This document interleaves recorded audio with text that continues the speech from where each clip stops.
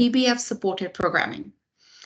My name is Bushra Hassan. I'm the Senior Monitoring and Evaluation Advisor at the UN Peacebuilding Support Office, and I'm delighted to be your moderator today. Before we proceed with the formal part of the event, there are a few housekeeping remarks. First of all, we have simultaneous interpretation function available for this event for English, French, and Spanish.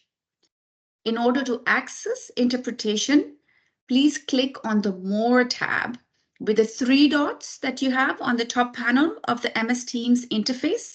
Then select Language Interpretation and choose the language you want to listen to. This event is being recorded, and the recording will be published on the PBF website and specifically on the Thematic Reviews webpage. We also want you to stay tuned for new uploads to that webpage forthcoming in July, which will be the French and Spanish translations of the thematic review. We also hope to save some time towards the end of the event for responding to any questions from the audience. You will see that there is a Q&A panel that is available to you already. So at any point during today's event, please feel free to leave any comments or questions you may have for our research team and the panelists here. Now, a little bit about the thematic review. This thematic review is part of a series of thematic reviews conducted by the Peacebuilding Support Office.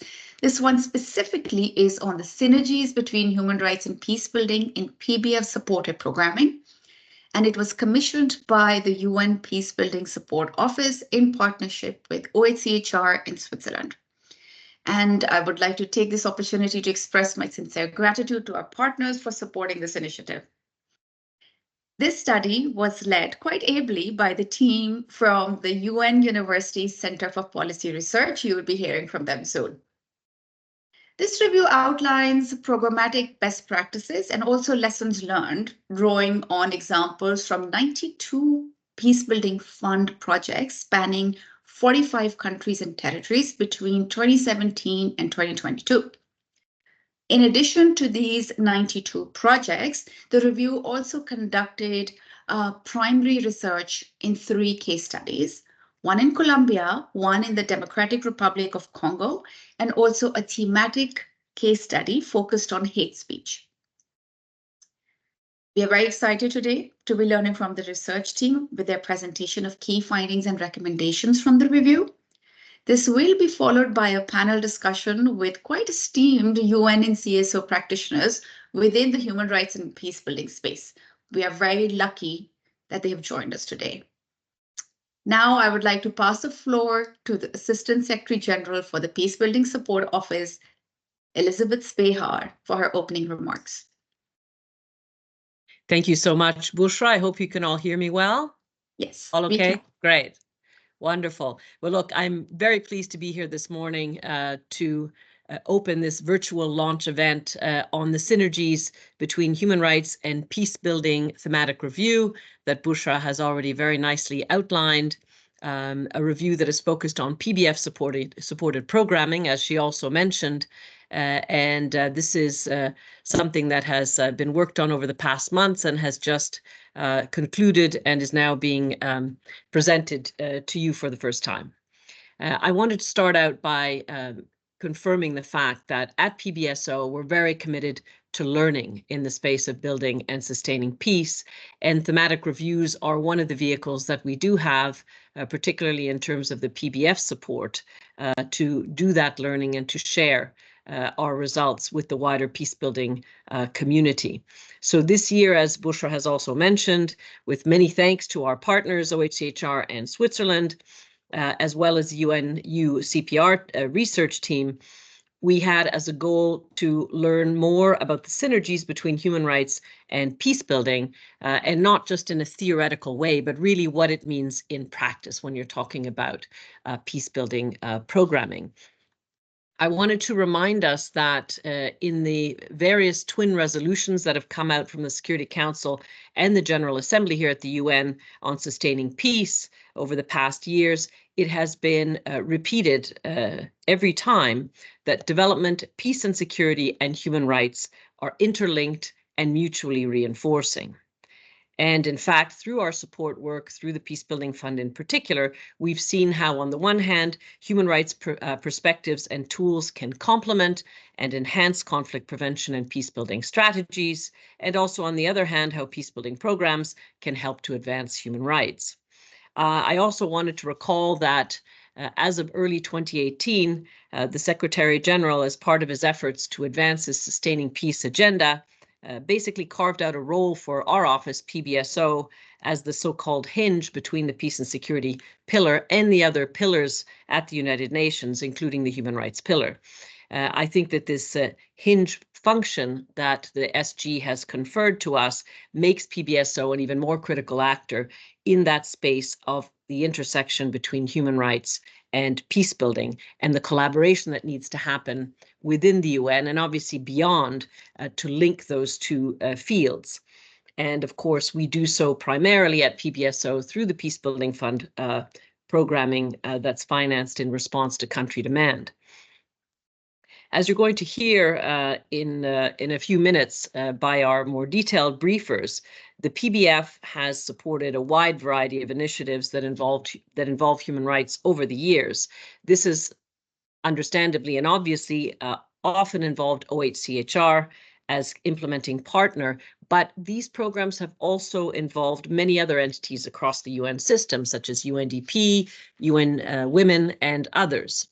And some of the most common initiatives that we have funded through the PBF that show or demonstrate that synergy between peace building and human rights are, for example, helping to strengthen state efforts through the establishment of national human rights institutions, improving access to justice, supporting transitional justice processes, as well as enhancing civic space, and also ensuring the protection of human rights defenders, and increasingly, importantly, promoting gender equality and women's empowerment and combating gender-based violence. I firmly believe that the findings of this report, and I did read this review in great detail, will be very helpful for the governments and the non-governmental partners that we work with who are trying to build peace through enhancing the human rights dimensions of peace building. And we're hoping that through this review, we're going to see even more high quality proposals coming to us for potential support through the Peacebuilding Fund. What I found interesting also in this review is that there were a lot of really good observations and recommendations, not only for our peacebuilding programming in the realm of human rights, but frankly, much more broadly. So I have to again thank the researchers because it really opened my eyes to a number of areas that we need to focus on more specifically to do even better support in terms of peace building around the world, again, in the human rights field, but also beyond. Before we get to our detailed briefers, I wanted to leave you with four brief points. First of all, I wanted to reconfirm to everyone that PBSO believes very firmly that without national ownership of peacebuilding processes, no funding or external support can address structural inequities, countering stereotypes and stigma, or more broadly, addressing the fundamental rights deprivations that frequently contribute to the root causes of violence and conflict. And you will hear, I'm sure, shortly, that the review observed, among other things, that those projects that were based on consultative project design and participatory implementation with a strong focus on national ownership of these efforts were often taken forward by civil society and government actors who were vested in the human rights and peace-building outcomes. In other words, the political will and the determination to carry through these programs were very strong, and most strong in those particular cases where there was very high participation from the beginning in the creation, co-creation, and design of these programs, and in the leading of those programs by the local and national actors. And as the managers of the fund here at PBSO, you can be sure that we will always be looking in any potential projects that are brought to us for strong indications of national ownership in human rights programming, human rights and peacebuilding programming, and in our programming more widely.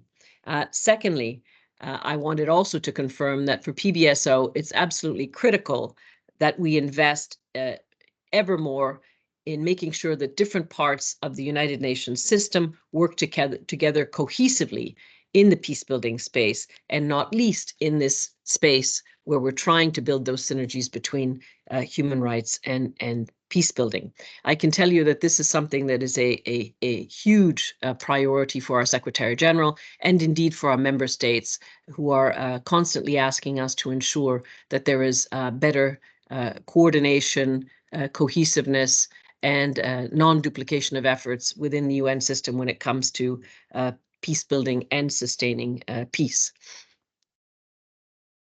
Now, thirdly, I wanted to point out another interesting aspect of this study, and that was that it was pointing out quite clearly that we cannot ignore and should not ignore the socioeconomic dimension also of human rights. I know often there's a strong focus for very good reasons on civil and political rights, but what the study has shown is that often paying attention to socioeconomic needs and vulnerabilities and advancing economic, social, and cultural rights are not only a necessary element for peace building in most cases, but they can also be catalytic towards the achievement of civil and political rights.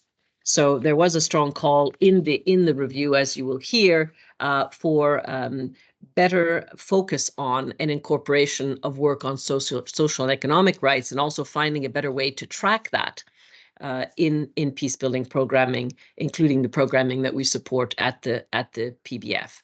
And there were some quite helpful examples in the review that you will find that sort of illustrate the importance of not forgetting the socioeconomic dimension of human rights.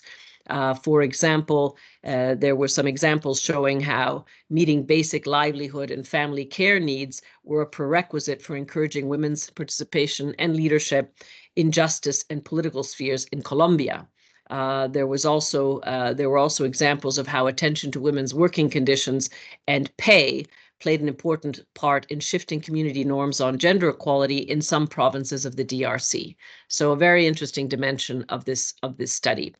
Fourthly and finally, I wanted to point out that the review was quite clear that even the most successful programs that the PBF or others may be supporting or funding will not go far unless there are explicit and early strategies for sustainability of the initiative. And there were a number of examples that were provided in the thematic review where PBF support did prove to be catalytic and achieve a sustainability. And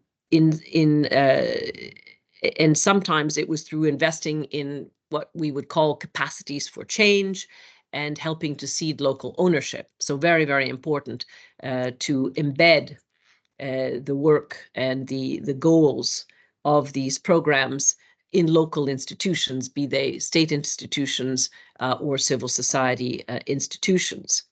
In other cases, programs have ignited national conversations about accountability and rights reforms, or helped to reset relationships between communities and their governments. This is interesting because I think when we talk about catalytic and sustainability, we often have different definitions.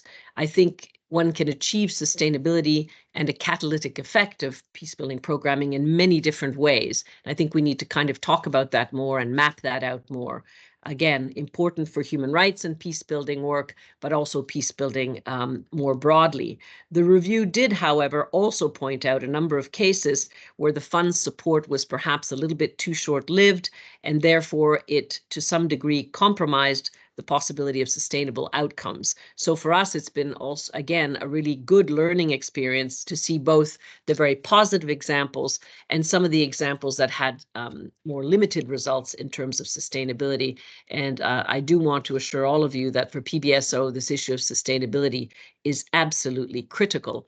And we are going to be increasingly focused both in the human rights and peace building field, and again, beyond that, in making sure that from the earliest stage of project development, that there are sound strategies for sustainability built into that, because we need to make sure that the efforts that we support do have a possibility of actually making change on the ground that is sustainable and that responds to the theories of change that we are putting forward.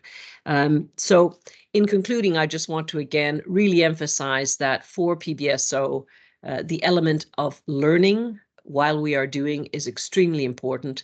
We hope to continue doing that through our thematic reviews. The next thematic review that we have already started slowly but surely to prepare will focus on youth, peace and security, which is another very important domain for us and where the Peacebuilding Fund has invested quite significantly over the years. And again, we do hope that we can manage to have at least one thematic review every year that will help our own internal learning and the learning of the wider peacebuilding community. As many of you may know, we also launched late last year the Peacebuilding Impact Hub, which is an initiative drawing in the UN family across the system that's working on peace building and also other peace builders so that we can again learn from each other and work together on having much better tools and processes to identify results and impact, evaluate it, learn from it, and better communicate it to our broad constituencies. So with that, I would just like to wish you a very successful launch.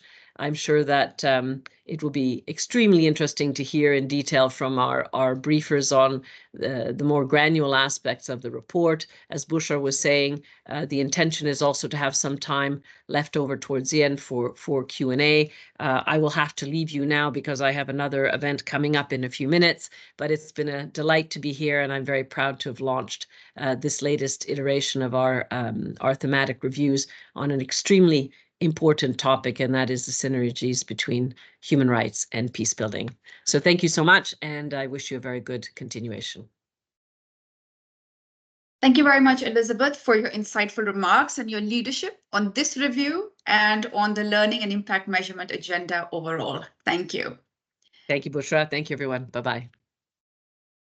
We will now move to the presentation by the UNU CPR researchers. This is why you're all here. Dr. Erica Gaston, Emma Bapt, and Lauren McGovern, who will share some of the key findings and recommendations from this review.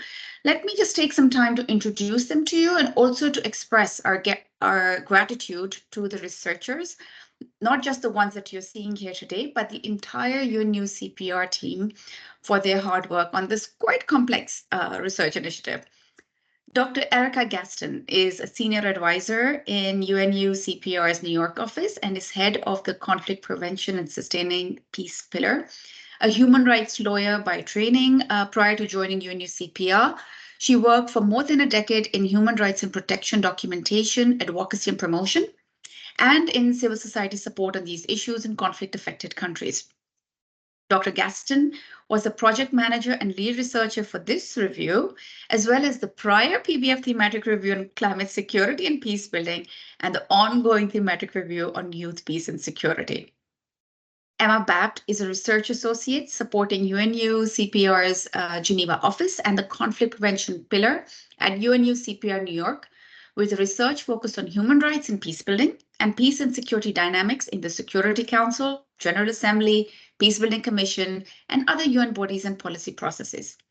For this thematic review, Emma supported with a case study in the Democratic Republic of Congo, including field research. Lauren McGovern is a policy analyst for the International Peace Institute.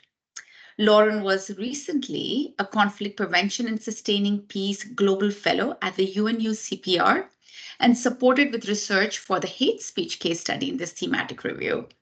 She has previously worked for Amnesty International, OHCHR, and Women's March. Erica, Emma, Lauren, over to you. The floor is yours.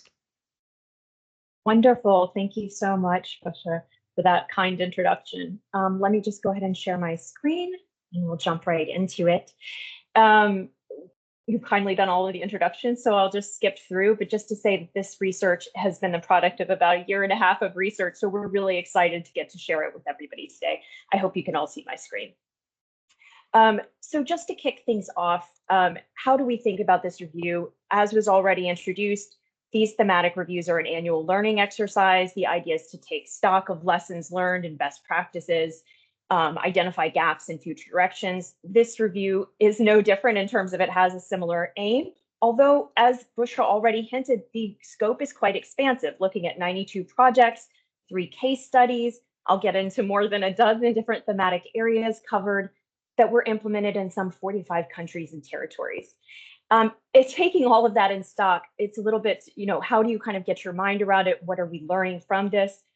First, what I'd like you to focus on thinking about taking away from this overall review harkens back to what ASG Spihar was saying since at least 2016, if not, back to the origins of the UN. There's been a lot of emphasis on human rights within peace and security, human rights within peace building. The 2016 Sustaining Peace resolutions, as she noted, emphasize the interlinkages between the 3 pillars of the UN. But not just that. In 2017, the Security Council emphasized human rights as key to conflict prevention. In 2020, the Secretary General had a call to action that said we should put human rights at the heart of all UN activities.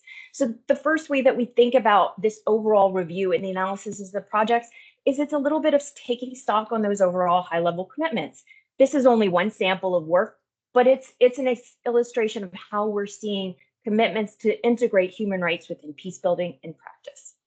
The second way that I call your attention to this is to think about these projects, these 92 different projects, almost as an innovation lab, where we're looking at, okay, what are concrete examples in practice of synergies between human rights and peace building? Now, what do I mean by that?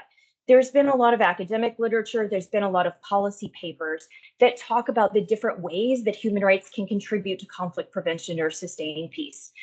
For example, human rights data and analysis can provide the tip-offs that can lead to early warning about outbreaks of tension or conflict. They can provide clues and opportunities for prevention. A lot of people have also pointed to human rights violations or gaps in human rights protections as potential root causes. They're the sort of issues, lack of access to justice and sometimes direct violations could be the drivers to conflict. They could seed grievances that perpetuate themselves over a number of years. Another thing that human rights strategies may be able to help out with is often they're aligned with what we might consider, at least in the academic field, as structural risk or conflicts. So a lot of the academic analysis has looked at ways that inequality, differences in socioeconomic status or access to different resources, or even things like gender inequality or youth disempowerment. All of those things can be tip-offs for larger risks of conflict breaking out. And these are things that human rights strategies often naturally hone in on and try to address. This final thing on human rights as a means of a solution. So in our common agenda, the Secretary General characterized human rights as a means of problem solving.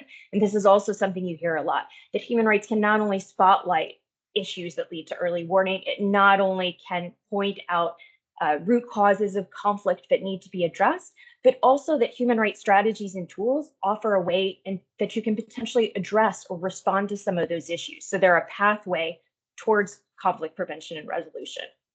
The final point I'll make, though, is that this isn't just a one-way street. A lot of what we're looking for across these projects in this review as a whole is not just ways that human rights contribute to peace building, but the inverse is also true. And we also saw a lot of examples of that. So ways that bringing in peace building tools or strategies often offered new pathways to help realize or advance human rights commitments and objectives. They offered sometimes a more comprehensive approach or a different way of getting at the problem. So the idea is that the two are complementary and linked. Overall, let's give you a sense of the sample we're looking at. As I mentioned, we pulled 92 projects from PBF-supported projects over the 2017 to 2022 period, covered 45 countries and territories. The largest chunk of those were in Africa, particularly within West Africa and Central Africa. However, there were also, quite a bit of geographic diversity, quite a bit in Latin America and the Caribbean, and also some new areas of expansion for the PBF, so in Eastern Europe, places in the Middle East, other areas as well. There were also 6 cross-border projects, meaning they took place simultaneously and jointly in more than one country, including one of the projects that we'll feature in the hate speech case study. Most commonly, as I mentioned, you're seeing them across that band of West and Central Africa, but then as we'll focus on in the case study on Colombia, we're also quite a bit in Latin America and the Caribbean as well. Now, in terms of the common areas and themes of work, when we talk about human rights and peace building, you might think, what's the scope of that? Honestly, it's quite broad. It covered not just these areas that I've shown on the screen of, civic space to rule of law and access and justice to national human rights institutions, but also lots of other sub-themes and cross-cutting areas that we won't have time to delve into each in this presentation. So migration related, ways to think about human rights within security sector reform projects, within youth empowerment, within preventing violent extremism. I want to focus a little bit on some of the learning that we gathered from these different common themes and areas of work, just to give you a sense of some of the findings in the report and really encourage you to dive in and look at the recommendations and conclusions more deeply. So just taking a few of these, civic space was one of the largest categories. There's a ton of projects in the human rights and peace building portfolio that PDF supports that do look at expanding or strengthening or simply supporting existing civic space. One of the ways it was super interesting from a peace building lens is that civic space was often framed as a gateway strategy. So not only a way that you could then open up other opportunities for advancing other rights, but also a natural way to expand the space for peace building. As ASGSP here also mentioned, a big focus that came across a lot of different areas was related to socioeconomic concerns and economic, social, and cultural rights. These were identified as not only crucial in that early warning space, as often the first signs that you might be having an outbreak of tensions or rise, but also something that could really help enable or create space for other peace building strategies. We'll get to a couple examples of this in the case studies, but with pursuit of economic, social, and cultural rights often being the first sort of prerequisite or a linchpin for then advancing other rights. It is a crucial area, although I will say it's one area that I think there's a lot of room for growth, because so far this area has gotten a little bit less attention, at least in the sort of policy and academic theorization space, and I think there's a lot more legs to go with that. Next, as was also mentioned, one of the crucial things that we saw across all of the projects was that to have a successful project, one of the surest ingredients was to invest in local capacities for change. This was had the most effects in terms of enabling catalytic effects, so catalyzing further rights advancement, catalyzing peace building space, but it also meant it was more likely to be sustainable. Now, for that, to have that capacity for change, you could look across a bunch of different thematic areas to get that. So key among that were PBF support for projects that tried to strengthen state institutions. This was a large part of the portfolio, with 30 plus projects have a really strong focus on working with state institutions, working with government officials to enable them to protect human rights and to advance human rights issues. Also similar investment on that in a lot of the rule of law and access to justice work that happened in the portfolio. But at the same time, while it was crucial to have that sort of top-down government piece of things, it was also crucial to have the bottom-up change. So to have work with civil society, work with NGOs in their partnership in creating capacities for change. So that was very common within a lot of the projects that supported national human rights institutions, that supported human rights defenders, but also providing other civic space support. So really what we would see commonly with some of the strongest projects were those that did both, that had elements working with duty bearers and rights holders. I'm just going to check. It looks like somebody's got their mic on maybe, and there's a little bit of background noise. So whoever that is maybe could just mute their mic unless there's an urgent issue.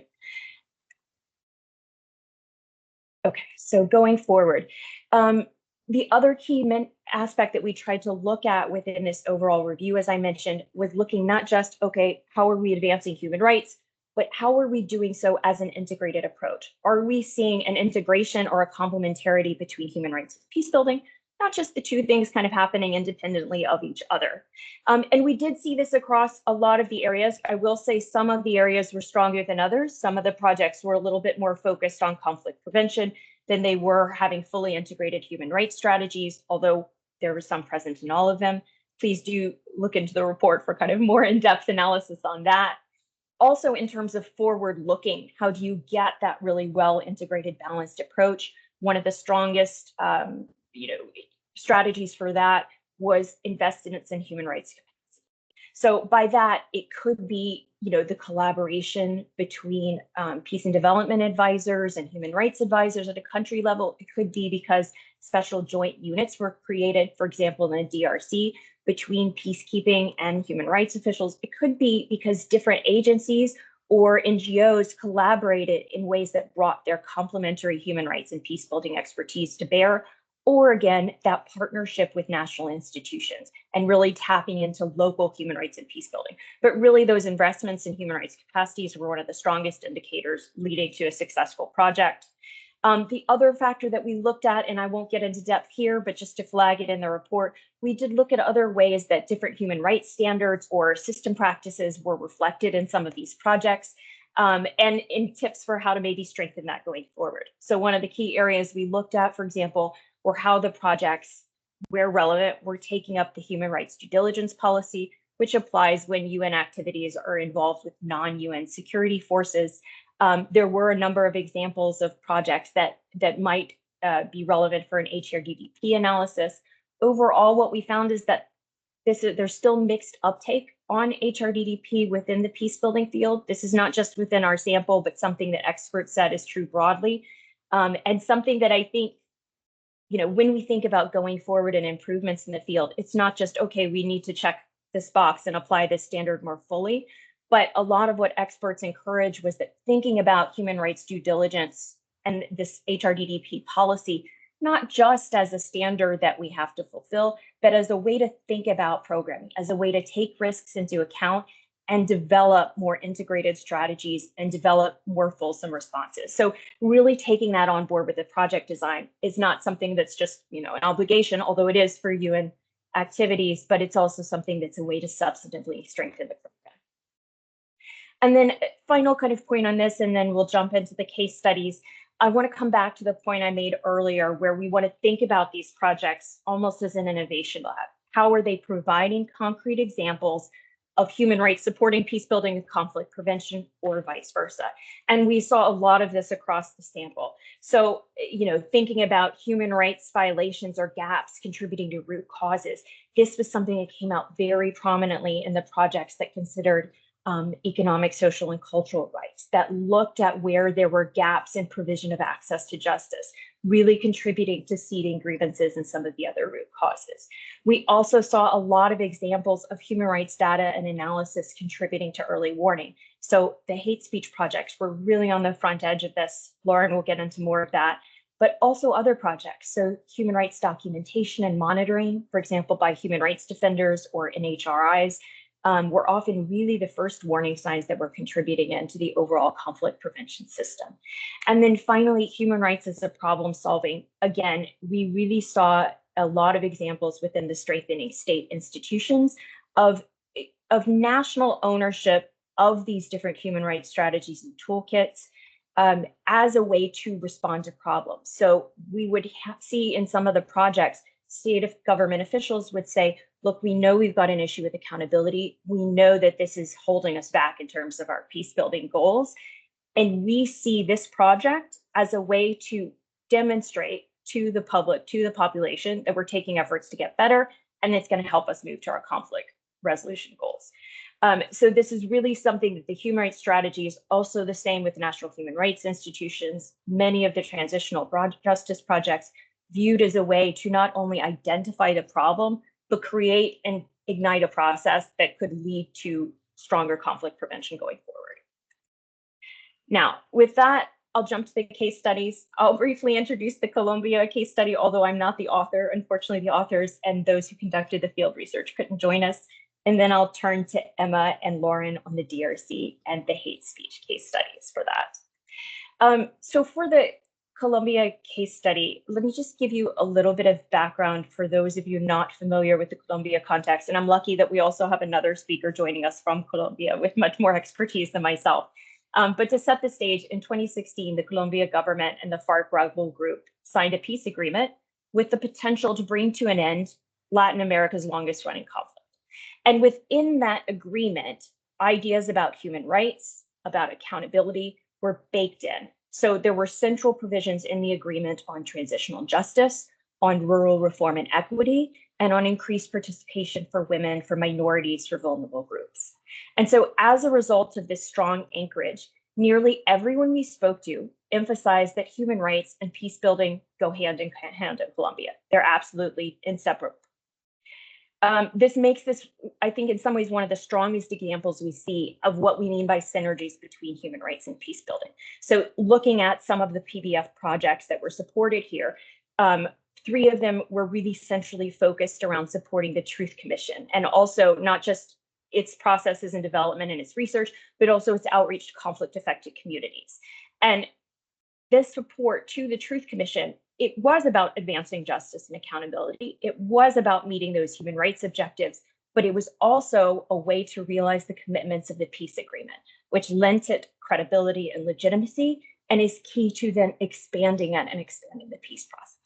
Another key focus across many of the PBF projects was helping expand access and participation for women, for marginalized groups, for those in rural areas. Doing so, again, these are key benchmarks that were in the initial peace agreement. And these are also, the reason they're in the peace agreement is that they were identified as root causes, as factors that were driving conflict. And so in that way, PBF supported projects were not only, again, advancing the rights for those vulnerable populations, they're addressing root causes. They're moving forward and giving credibility to the peace process. What was also quite interesting about the last set of projects, so for example, those focused on women's empowerment, those on improving access for marginalized communities, for many communities, they actually made the peace dividends more tangible. So there was one woman who was interviewed in the project in Vista Hermosa, and she said it was the first time that she saw the peace agreement as having concrete results in her life and community. So that's the kind of linkage between these projects and the overall advancement of human rights and peace building. So those are some of the overall learnings. I also want to give you a sense that each of the case studies were also trying to contribute to some of those best practices and lessons learned in particular programmatic areas. As I mentioned, there were 3 projects supporting the Truth Commission. They were all linked projects, so they went from its startup phase to the development to outreach and dissemination. They were all individual projects and they all had unique results, but what worked really well about them was that they were linked. They were iterative projects that allowed this very ambitious goal of supporting transitional justice to be realized over time, to respond to changing peace and political dynamics, and to really get anchorage. And that was really crucial for it being able to realize its goals and having a strategic effect.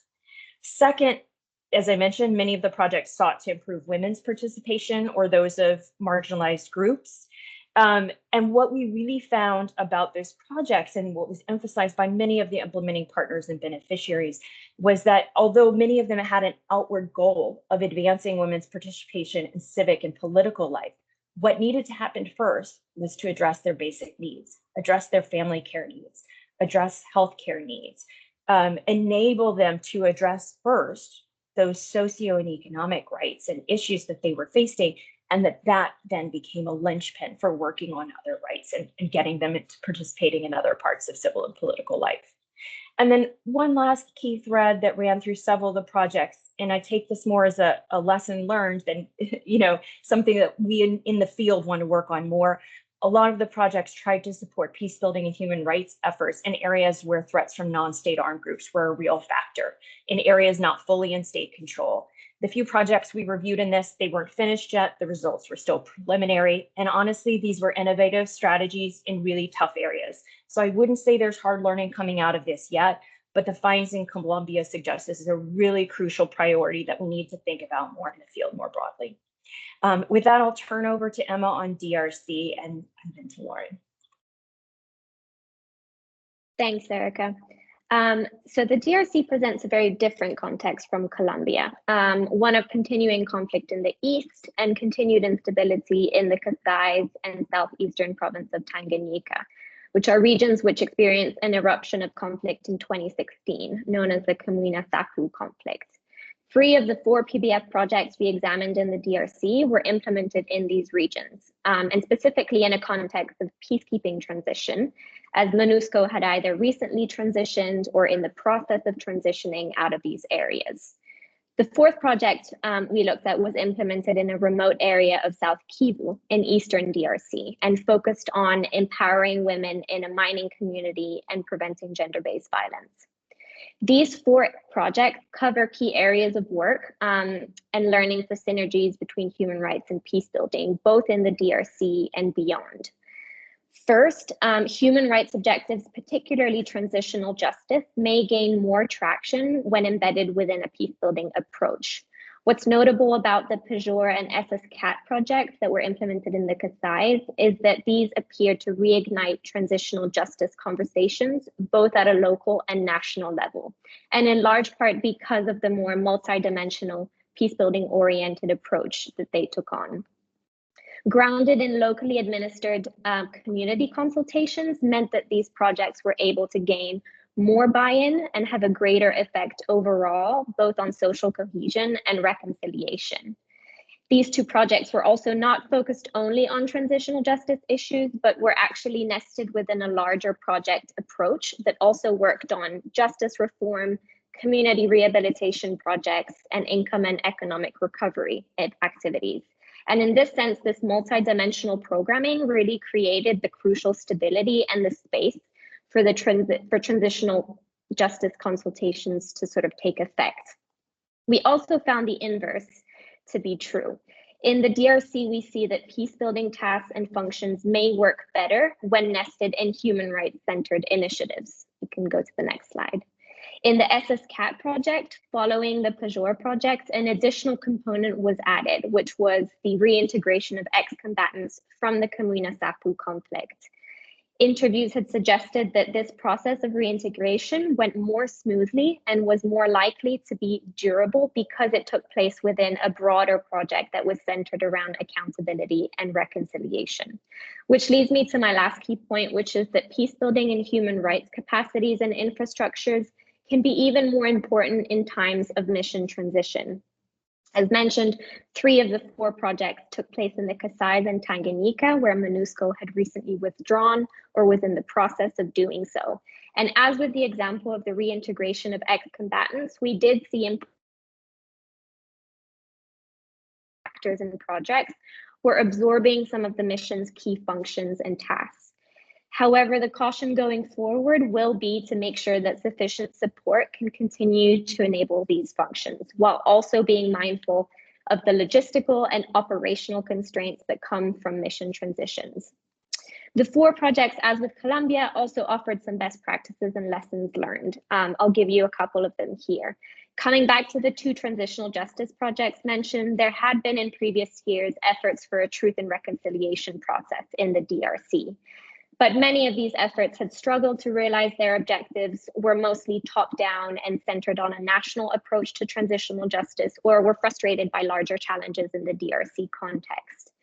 The greater degree of uptake in the Kasai suggests that in some contexts, transitional justice initiatives may need to incubate at the subnational level first, before spreading to the national level.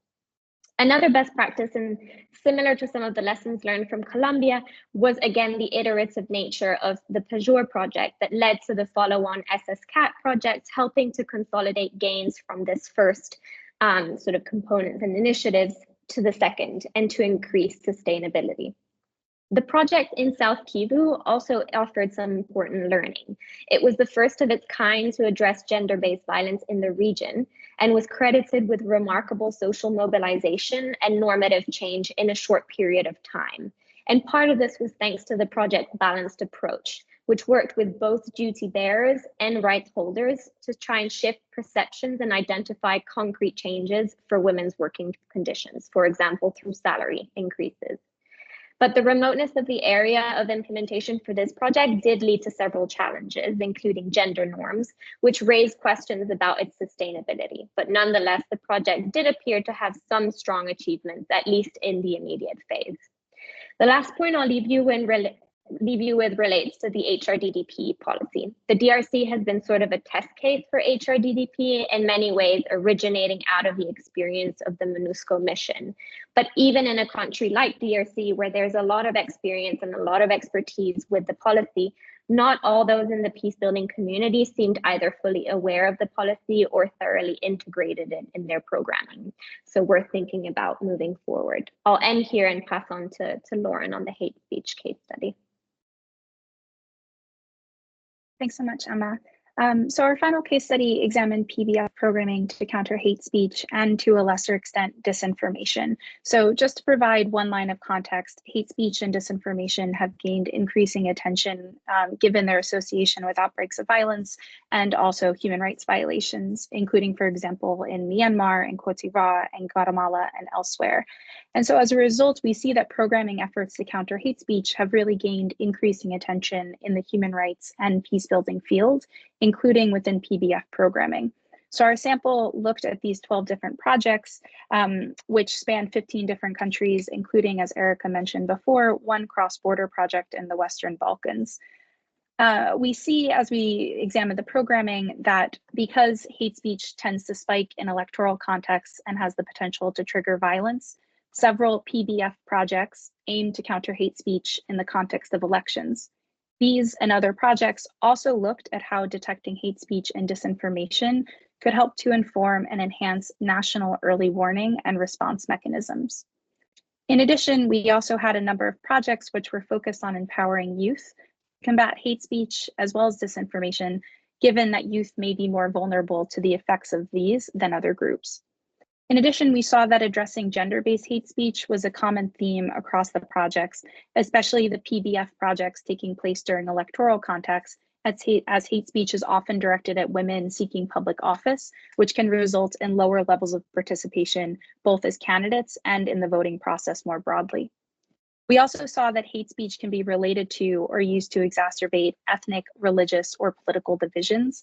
So as a result, we had several projects focused on using counter hate speech programming as a complement to other activities aimed at strengthening social cohesion more broadly. And then finally, a cross-cutting area was the use of technological tools and partnerships with social media companies, including Meta and others, to detect and respond to hate speech across these different platforms. And Erica, we can go to the next slide now, please. So although this is still a relatively new programmatic area, these different PBF projects revealed several interesting synergies between human rights and peacebuilding. The first is that addressing hate speech is important for protecting human rights as well as preventing conflict. So we saw that hate speech has disrupted key peacebuilding and transition processes. It's contributed to electoral violence. It's exacerbated intercommunal conflicts, and it's created negative consequences across the rights spectrum, not just related to freedom of expression, association, and assembly. And when we started to peel back the layers to understand, okay, well, what was driving hate speech across these different contexts, it became quite obvious that hate speech does not exist in a vacuum, but it's often a symptom of deeper rooted issues within a society, including challenges in accessing and exercising human rights. And so therefore, counter hate speech programming is at its strongest when equal attention is given to both human rights risks and strategies, as well as conflict prevention aims. And so in that vein, and this brings me to my third point, we've seen that programming is the most effective when it balances more short-term conflict prevention activities, including, for example, detecting hate speech as part of early warning, with efforts to address the root causes driving its spread, which are often underlying human rights violations. So on the best practices and lessons learned for the field, there were lots there. We don't have time to go into all of them, so I'll just quickly go through three. The first is that greater attention is required to combat gender-based hate speech. This was the most common line and challenge that we heard from experts interviewed.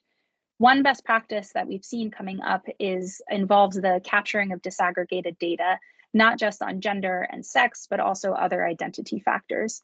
Disaggregated data here meaning capturing the vulnerabilities and susceptibilities to hate speech.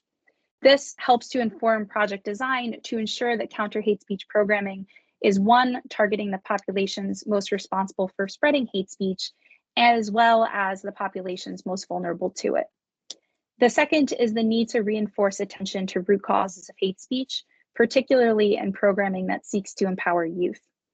So programming could be strengthened through combining existing approaches, again, aimed at stemming the immediate threat of violence, including those connected to early warning or monitoring hate speech, detecting hate speech, with a more right-centered approach that focuses on addressing the root causes of vulnerability and exclusion, which are driving hate speech and violence. And then finally, the third sort of best practice and lesson learned is that counter hate speech programming is really pioneering digital peace building, in addition to more traditional models of peace building, through the use of technological tools and partnerships with social media companies. However, there is a need for greater attention to human rights standards and safeguards. So we saw that the level of scrutiny applied to technological tools that monitor and detect hate speech really is uneven. Much of this is because projects are using either bespoken tools for their individual projects or relying on tools that have already been created. But every project is basically using a different type of tool. And so while there's tremendous promise in this, we're seeing a lot of innovation, there is still a significant risk that content could be removed, which inadvertently therefore restricts the right to freedom of expression. And so one big recommendation coming out of the case study is that future programming should more systematically build human rights standards and safeguards into counter hate speech programming more broadly, particularly when using or developing technological tools. So I think I'll stop here and turn it back to Erica. Thanks so much. Thanks, Lauren. Just a couple of more slides, because I do want to hear from our other commentators that are coming from key fields. I just wanted to touch on a couple of the notes that were introduced in terms of catalytic effects and sustainability. So catalytic effects is a major goal for the Peacebuilding Fund. We saw a lot of evidence of that across these projects. Catalytic effects in terms of financial effects, in terms of starting a project and it being picked up by other donors or taking on board by the governments involved. In terms of innovation and spreading innovative practice. Lauren just gave an example with the sort of digital peace building models coming out of the hate speech projects. We've already talked about the potential for seeding capacity of change and how that has positive knock-on catalytic effects in terms of rights and peace building. We even saw this in areas where there have been setbacks and challenges, which is part of this field, that prior peace building fund supported projects had created the space or changed the tenor of discussion in ways that held even when there were setbacks in other areas. That came out in a couple of the transitional justice projects, and we still consider that a very strong example of catalytic effect, even if some of the objectives have somewhat been reversed. An issue, though, was sustainability. As has been mentioned and often comes up in the Peacebuilding Fund, these are often very short projects. Within just our sample, the average time was 21 months. It's very hard to achieve structural change. So like the project that Emma mentioned in South Kivu, a really remote province of the DRC where they're trying to change gender norms. That is really hard to accomplish within 21 months. It's also really hard to gain traction when it's in a very rural area, when it's a very innovative or groundbreaking project. There's just a lot more that has to be done to even get a starting result, much less to be able to sustain it. And then, as Lauren mentioned, there were some issues in terms of sustainability with some of the technological tools, with kind of reinventing the wheel with every project, as opposed to being able to build from other lessons within hate speech. So those sustainability issues were there across different parts of the portfolio. We did have some suggestions for ways to try and address that in combination with thinking about the catalytic effects. One, just going back to the start of the presentation, investing in capacities for change is both one of the strongest ways to see catalytic effects, but also to try to ensure that you have a better chance at sustainability. A lot of this means going for that local buy-in and ownership. The DRC case that Emma presented in the Kasai's region was really strong on that. It really took the time to get that local consultation and buy-in, and as a result, had a stronger prospects for both catalytic change and sustainability. And then the other lesson, I highlighted this in the Colombia case study, and it also came out in the DRC, thinking more about iterative projects that are distinct, have their own goals, but are maybe linked so that you can pursue these really difficult and ambitious objectives over a period of time, and also adapt them as needed to bring in new peace building goals and challenges. So with that, similar to Lauren, I won't be able to get into all of the recommendations from the report. I really invite you to dig into it, and hopefully we can get into more of this within the question and answer. But I'd really just emphasize the overall takeaways that we've seen, and that is that this review sample is giving us a lot of examples of ways that human rights contributes to peace building, but also vice versa, that the two are complementary, both in terms of the tools they're employing, but also the different infrastructures and actors who are working within both spaces and fields. There's more that could be done in this, whether by PBSO or by other actors in the field, other donors, civil society, government officials, anyone that's engaged to it. It's a really broad swath. That includes, as I mentioned, investing in human rights capacities across the board, in local capacities for change, both duty bearers and rights holders, in continuing to support learning and innovation, including, as Lauren just mentioned, investing in some more nuanced project and thematic data tracking, in reinforcing UN standards like HRDDP, but also not just checking the box with them, but really making sure that they're resulting in more rigorous thinking of how to have integrated human rights and peace building programming, and also continuing to support learning about some of the key areas we saw across the review, whether that's the economic and social rights, how to work to support human rights defenders, particularly in areas where they're at threat, more on community human rights protection and investments in both state institutions and other institutions like MHRIs. So with that, I'll leave to our commentators and look forward to your feedback and questions. Thank you very much. This was a lot to absorb, very, very informative presentation, lots of food for thought and ideas for us to pick on also with our panelists. I do encourage colleagues to start adding questions to the Q&A box. Nafisa's already asked a really good question. I know Liam raised his hand up and he always asks super smart questions. So our panelists are here and let me just introduce them. In the meantime, please, Erica and colleagues, as you've been informing us, please do respond to any Q&A questions that you can. So let me just introduce everyone to our panel. Musa Woba currently works as a human rights officer and desk officer at OHCHR's Africa branch in Geneva. Prior to his current position, he worked for OHCHR and DPKO in the field, including in Mali as human rights field officer, DRC as field office coordinator of the United Nations Joint Human Rights Office in the Kasai region.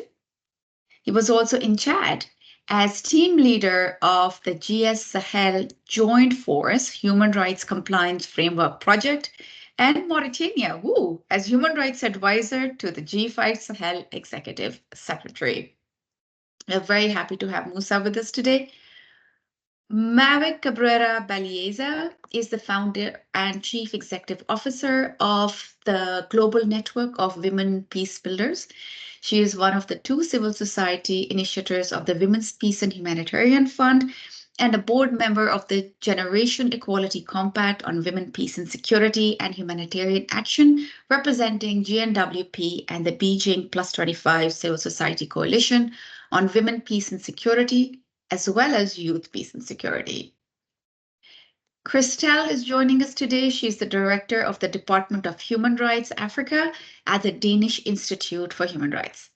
This department covers Institute's activities on human rights and security and supports national security actors to fulfill their key roles as protectors of human rights, justice, and security of the population.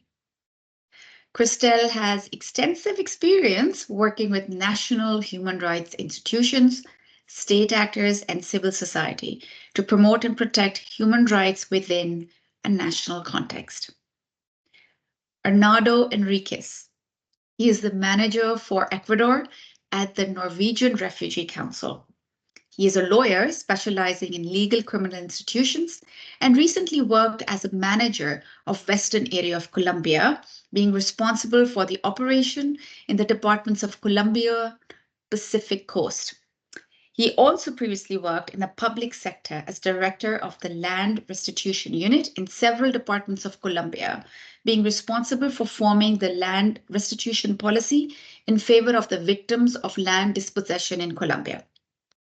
So, colleagues, we have some questions for you while the questions and Q&A keep arising.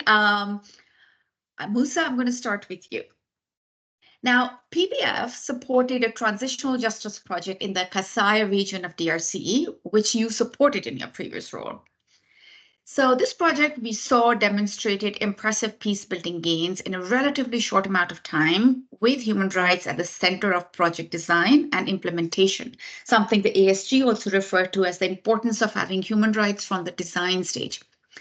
The projects also turned out to be catalytic, as Erica mentioned, it's quite important to us, with a lot more local level transitional justice efforts now being replicated nationwide. From your experience supporting these projects, can you tell us, what did ensuring synergies between human rights and peace building look like on a day-to-day basis? From other programming teams who want to apply a similar approach, what factors should other programmers, many of the colleagues who are joining us today, what factors should they consider, especially, but not specifically, but especially when working in the context of a mission transition? Over to you, Musa. Merci beaucoup. Juste pour m'assurer que vous m'entendez très bien. C'est tout bon? OK. Je voudrais tout d'abord dire un grand merci à PBSO pour avoir associé les collègues du terrain que je suis à cette importante initiative, d'abord pour la consultation dans le cadre de l'étude et actuellement dans le cadre de cet événement en ligne.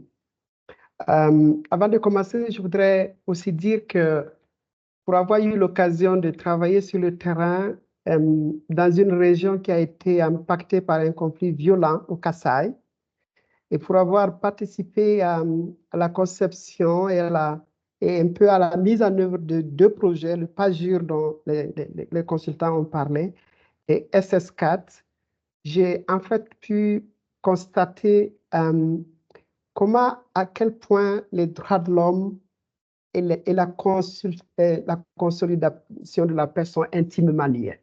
J'allais dire qu'en fait, l'un ne peut pas évoluer sans l'autre. Et dans les exemples que je vais vous donner par la suite, vous comprendrez pourquoi, parce que et je m'en vais répondre aux questions qui m'ont été posées. Comment est-ce qu'on observe en réalité au jour le jour les synergies entre les droits de l'homme et la consolidation de la paix? Je dirais que dans mon rôle en tant que coordonnateur du bureau de terrain, je pouvais l'observer dans un double sens.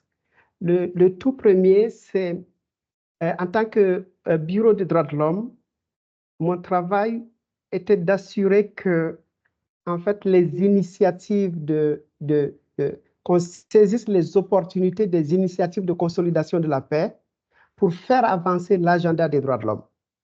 Plus concrètement, pour ceux qui sont familiers avec le contexte du Kasaï, la première fenêtre d'opportunité que nous avons saisie à l'époque, ça a été la conférence pour la paix dans la région du Kasaï en 2017. Donc, nous avons fait un plaidoyer qui a permis, entre autres, si vous regardez dans les recommandations de cette conférence, vous verrez que la lutte contre l'impunité et la justice transitionnelle faisait partie des recommandations. Donc, une initiative de paix, c'est-à-dire qui a rassemblé les fils et les filles du Kasaï, qui sert en quelque sorte de faire avancer l'agenda de la promotion des droits de l'homme, c'est-à-dire la lutte contre l'impunité des graves violations qui ont été commises dans le Kasaï. Les autres activités que nous faisions sur le terrain incluent la formation.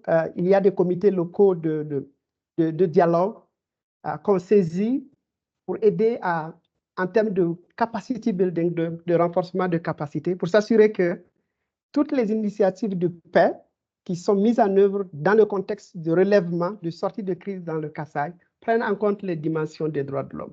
Et cela a été aussi très important dans la mise en œuvre du projet PAJUR, puisque ce projet a rassemblé Search for Common Ground, le PNUD et le Haut Commissariat, le Search for Common Ground étant spécialisé dans le dialogue social, avec des points d'entrée, avec des structures locales qui font la promotion de la paix, disons, le travail avec Search for Common Ground nous a ouvert la porte des organisations qui font la promotion de la paix au niveau local et promouvoir les droits de l'homme. Le deuxième sens, parce que je n'ai pas assez de temps, le deuxième sens disons, de synergie, c'est cette fois-ci d'utiliser les droits de l'homme comme étant un instrument pour promouvoir la paix, donc pour consolider la paix.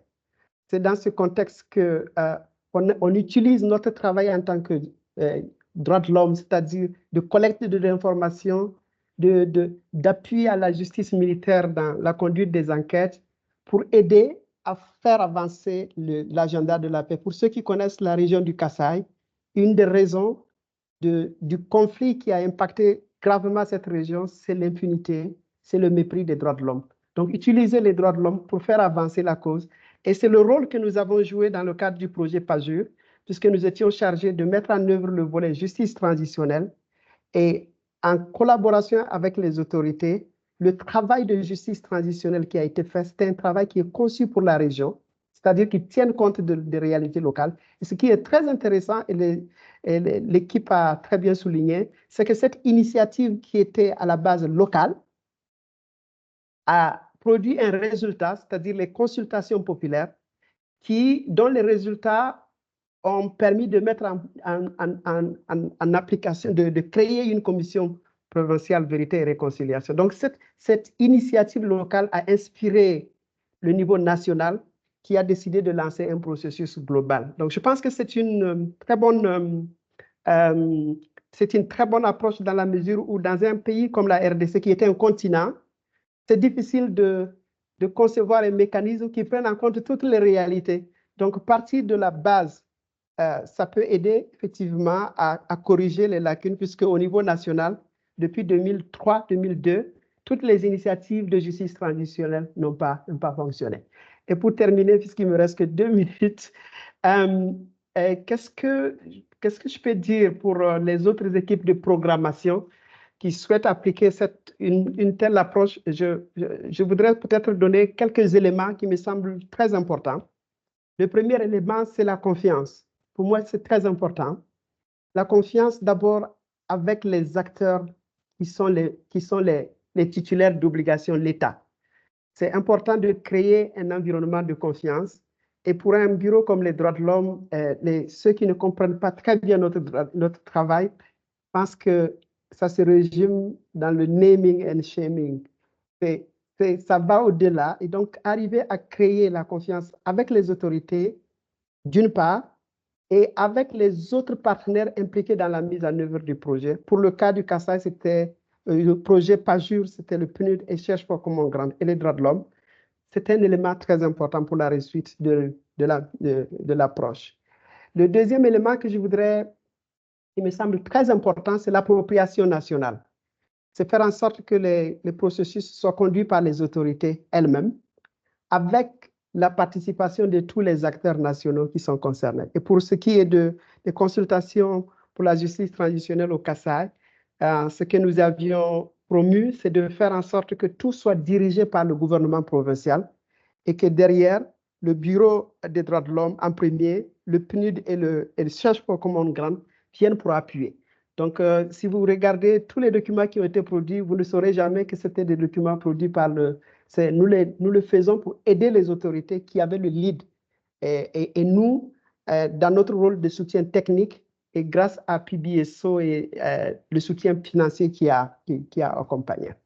Un avant-dernier point, c'est le rôle de la société civile au sens large. Donc, je parle des organisations de jeunesse, les femmes, les victimes, dont le rôle est capital. Je pense que les experts l'ont déjà dit. Aujourd'hui, dans le Kasaï central, ce qui porte l'initiative de PBSO, moi je l'appelle l'initiative de PBSO, puisque sans les ressources, vous ne pouvez rien faire. Hein? On dit c'est le cordon de la bourse. Si vous n'avez pas d'argent, vous avez beau avoir l'expertise, mais voilà, vous ne pouvez pas aller de l'avant. Donc je dirais que c'est l'initiative de PBSO. Et PBSO peut être très fier d'avoir été, d'avoir lancé cette initiative. Vous verrez que ceux qui portent l'initiative, c'est la société civile, les organisations de femmes, la société civile, le barreau, qui ont été impliqués au tout début du processus, qui ont été formés. sensibiliser. Au tout début du processus, j'allais dire sur 100 personnes, il y avait peut-être 2 qui connaissaient la justice transitionnelle. Et aujourd'hui, si vous venez, c'est tout un mouvement national, et provincial et régional qui va. Et pour terminer, c'est la coordination au niveau des acteurs. C'est très important, des réunions et une collaboration étroite qui permettent aux uns et aux autres de contribuer. Je pense que le temps ne me permet pas d'aller plus loin. Je voudrais m'arrêter là et vous remercier une fois de plus et dire que je reste à l'écoute là où il y aurait des questions. Merci.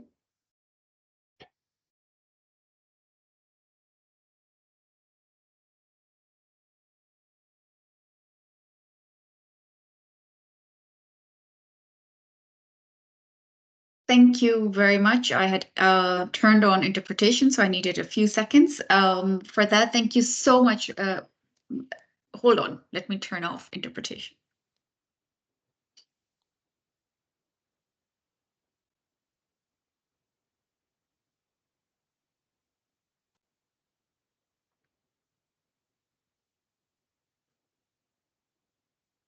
Okay, hopefully I'm back now without any other voice coming through. Thank you so much, Musa. I think in your response, you have also responded to some of the questions we are getting in the Q&A, which are about how do you ensure local ownership? How do you ensure sustainability? And again, it goes back to the issue of involving everyone from the design stage. Human rights should not and cannot be something that happens towards the end or midway through implementation, you suddenly realize. Monitoring should be done continuously. And if you think that there are human rights issues, then of course you respond to them. But from the get-go, from the design of the theory of change, from the design or even from the conflict analysis, it has to be embedded, but also the civil society actors that have to be brought in, the larger audience, and of course, coordination is hard. The more actors there are, but the more voices you get, the richer your program is, the more informed your program is. And that's where the sustainability effect comes in as well. Liam, I'll be answering your question in chat because I do want to hear from Mavic now. Mavic, the question for you is that the thematic review found that among countering hate speech interventions supported by PBF to date, there is sometimes insufficient attention to the issues of gender-based hate speech. Based on your vast experience working with women human rights defenders and peace builders globally, can you share with us what does hate speech that is gender-based look like? What are some of the successful approaches to address gender-based hate speech?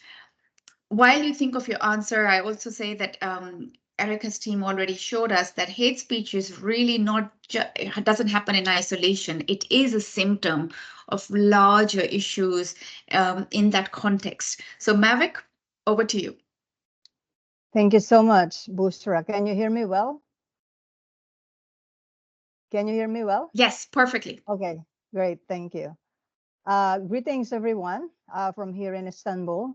And thanks to UNUCPR, the Peacebuilding Fund, the Office of the High Commissioner on Human Rights, and Switzerland for this, for supporting this thematic review on the synergies between human rights and peace building in Peacebuilding Fund supported programming, and for inviting me as a member of the reference group for the review and as a panelist today. And for us, this issue is at the core of our work as women peace builders, and later on I will explain why. So let's start with the data. In the Arab states, a regional study found that 60% of women online users had been exposed to violence online in the previous years.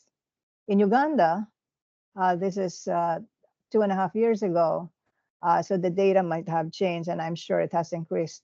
About 49% women reported having experienced online harassment, including hate speech. In Korea, the Korean National Human Rights Commission reported that 85% of women have experienced hate speech online. And the European Union has commissioned a study that says women in the countries under the EU have experienced hate speech and other forms of harassment since age 15.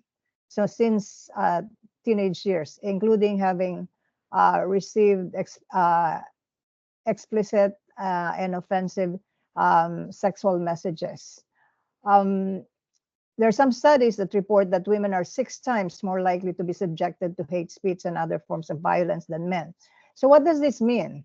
First, the lack of, it means that the lack of systematic and coordinated response to hate speech and other forms of technology facilitated violence against women and girls points to the unevenness of the data at a global level. But clearly, the available evidence collected either at the regional or country level confirms high prevalence rates of hate speech and other forms of violence against women. And women peace builders, like the members of our organization, and human rights defenders are specifically targeted. For instance, in South Sudan and Yemen, women who participated in peace negotiations or continue to participate in such peace processes receive various threats, including threats of sexual violence against themselves or against the female members of their families. And another form of attack is that they are discredited for participating and insisting on women's rights to participate in peace and security decision making, like questions like, what right do you have? What do you know? What do you know about peace and security? You think you're an expert? You're not. So, and when we did a random survey with males who participate in similar peace processes, they don't report receiving any sexually offensive or other forms of hate speech for their participation in peace negotiations or other forms of peace processes. Another instance in Sudan and Myanmar, advocates and activists who intervene to assist survivors of conflict-related sexual violence have reported receiving harassment online simply by supporting survivors or supporting victims of other crimes related to conflict. Apart from women peace builders and human rights defenders, women journalists and women political leaders who dissent, who speak against corruption, human rights violations, are also the target of hate speech and technology facilitated gender-based violence. And the more vocal they are, the more vicious are the attacks. And as we know, online hate speech and gender-based violence easily and almost always are translated into real-life hate and violence. But what is also equally disturbing is the lack of response to the gender digital divide, to the gender divide, and of course the technology facilitated hate speech and broadly sexual and gender-based violence. For example, from our research at the Global Network of Women Peace Builders, while we have been advocating very strongly for the development of national action plans on women, peace, and security, we compared that between national action plans on women, peace, and security and national strategies on cyber security. Governments are investing more on cybersecurity strategies. But then the problem, well, it's a good idea to have policies, right? But policies that serve who? That's a question. Policies that protect who? That's a question. Most national cybersecurities do not have a gender perspective, let alone protection for women and girls that are victimized by online hate speech and violence. And they are also completely detached from national action plans on women, peace, and security. So there's a disconnect between how governments respond to what they believe as threats to national security online and what they say they're committed to on the issue of women, peace, and security. And the other thing that bother us is they do not involve civil society in the development and implementation of cybersecurity strategies. A more complex problem is that cybersecurity interventions are sometimes misused for political purposes, and because of that, they see civil society as cyber threat actors. For example, they target those who are most vocal in terms of criticizing lack of transparency, accountability, and corruption and human rights violations. And they also use cybersecurity strategies to silence political opponents through censoring online content and spreading online propaganda that also use hate speech. So that's a big issue in terms of the threatening response of some governments through the use of national security strategies. You also asked me about successful responses. Women peace builders and human rights defenders play a critical role as providers of cybersecurity, particularly in cases where the governments or telecommunications companies are unable or unwilling to ensure this protection. And they do so by providing cybersecurity capacity building for their members, for their networks, and the broader citizens in advocating for digital human rights and holding governments and political parties more accountable for their repressive actions. And in addition, women peace builders and human rights defenders and other civil society groups also use the technologies themselves to demonstrate how they may be used in promoting and protecting human rights, in promoting peace building and conflict prevention initiatives, including support for national action plans on women, peace and security, and youth peace and security. And quick example, the Young Women Leaders for Peace in the Philippines that we co-organized, produce a series of vlogs or video blogs on how to use social media for peace and counter disinformation, hatred, and violence online. And then in Indonesia, the same network in Indonesia have produced their own series of promoting youth role in including young women, or especially young women, in preventing violent extremism and challenging Islamophobia. So it's actually women peace builders, human rights defenders who are taking actions that would help fellow activists to keep themselves safe and provide more awareness on how to use these digital technologies. I'm not seeing the messages in terms of my time, but it's up. Oh, okay. Yeah. So I'll stop here and would add more of my views if there is time during the Q&A. Thank you so much. We are actually really running short of time, and I apologize to Arnaldo and Mavic because, Arnaldo and Christelle, because we're going to limit your responses to 5 minutes each.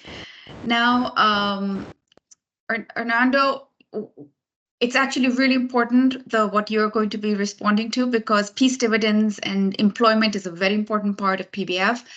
And we think it has a strong link to peace building. So the review itself observed that PBF-supported programming in Colombia had a strong nexus with economic, social, and cultural rights, specifically efforts to improve access to sanitation, health, and sustainable livelihoods, as advancing the implementation of the peace agreements, but also as addressing the conditions that led to the empowerment of non-state armed groups. This is also a question that we've also received in Q&A. So based on your experience, Arnaldo, could you share your insights, unfortunately in 5 minutes only, on how to effectively integrate these ESCR-related objectives with larger peace-building goals. Over to you, Arnaldo. Bueno, muchísimas gracias. En primer lugar, es importante reconocer que una de las causas estructurales del conflicto armado colombiano tiene que ver con el acceso a la tierra. Y el acceso a la tierra para las comunidades étnico-territoriales, que fueron las comunidades con las que trabajamos, comunidades afrodescendientes, implica el reconocimiento de los derechos étnicos territoriales.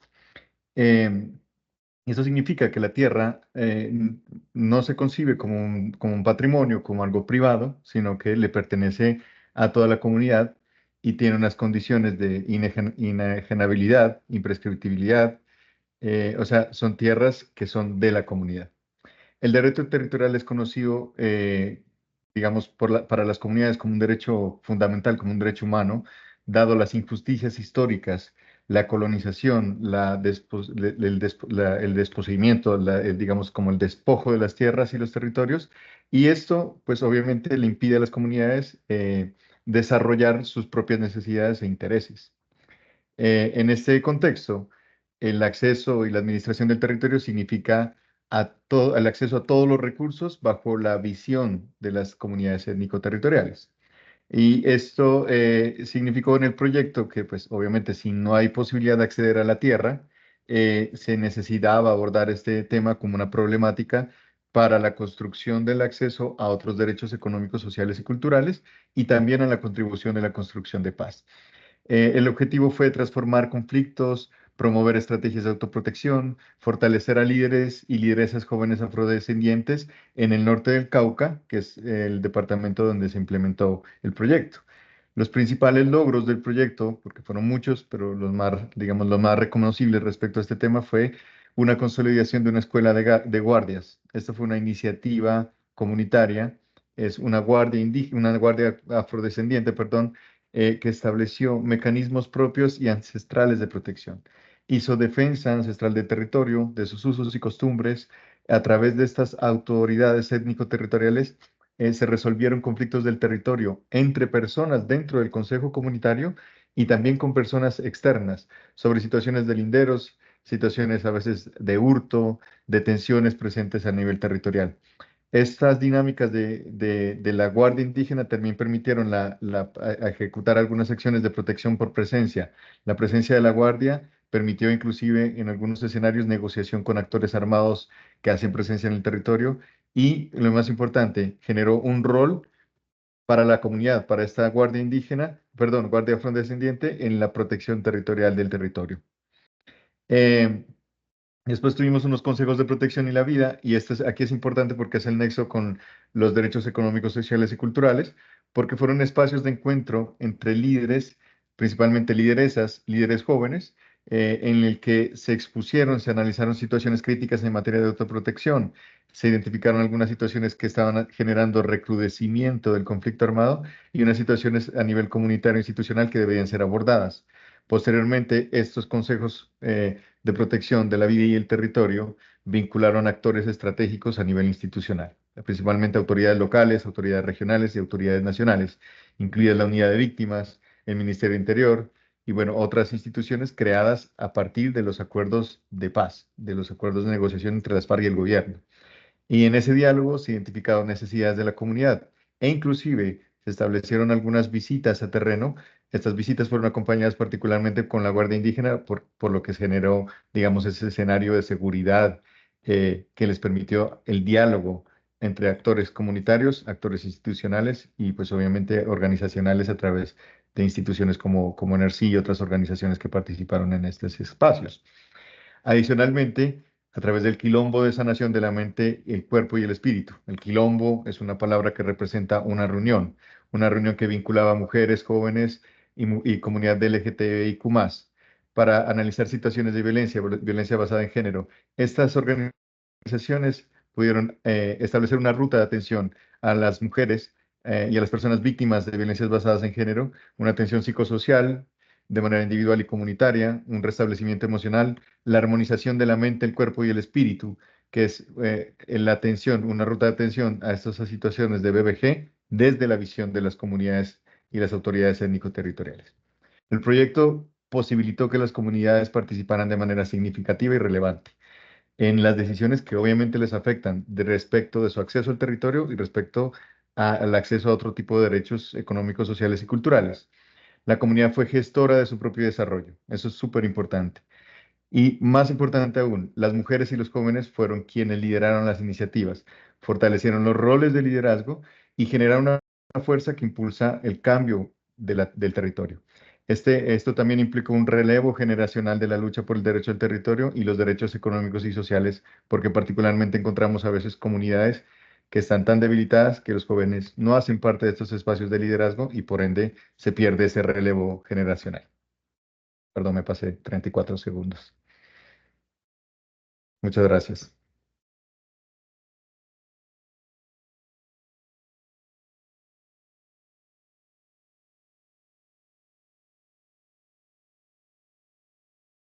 Thank you.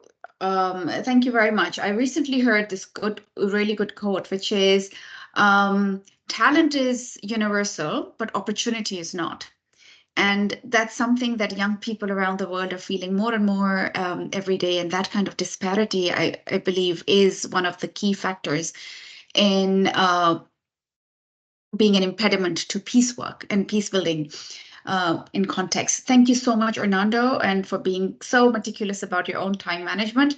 Lastly, Christelle, last but certainly not the least, because we're talking about the importance of national human rights institutions that are becoming that are very important players in ensuring nationally owned sustainable integration of human rights and peace building.